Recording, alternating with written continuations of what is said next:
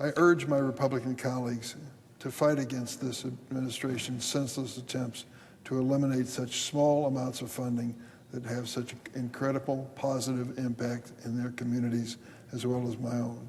Don't sit by in silence.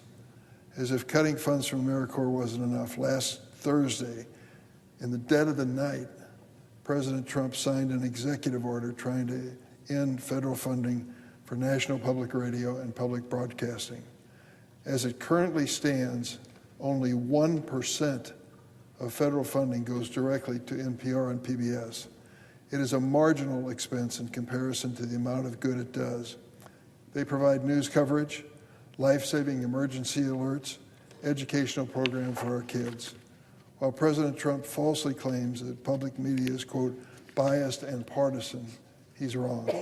Public media provides local communities with unbiased and nonpartisan news coverage, especially in rural and small-town areas where a newsroom often is working off limited resources.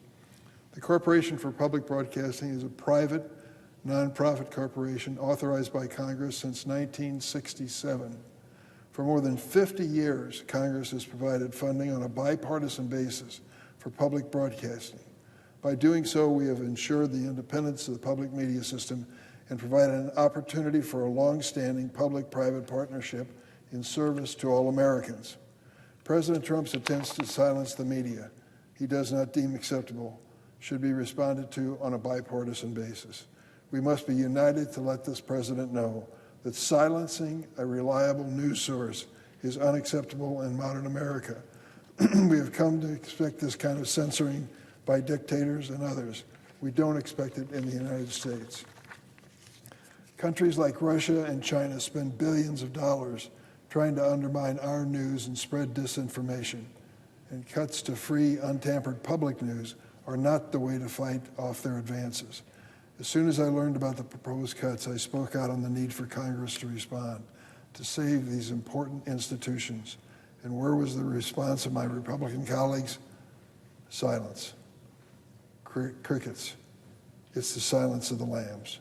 My Republican colleagues cannot afford to stay silent any longer.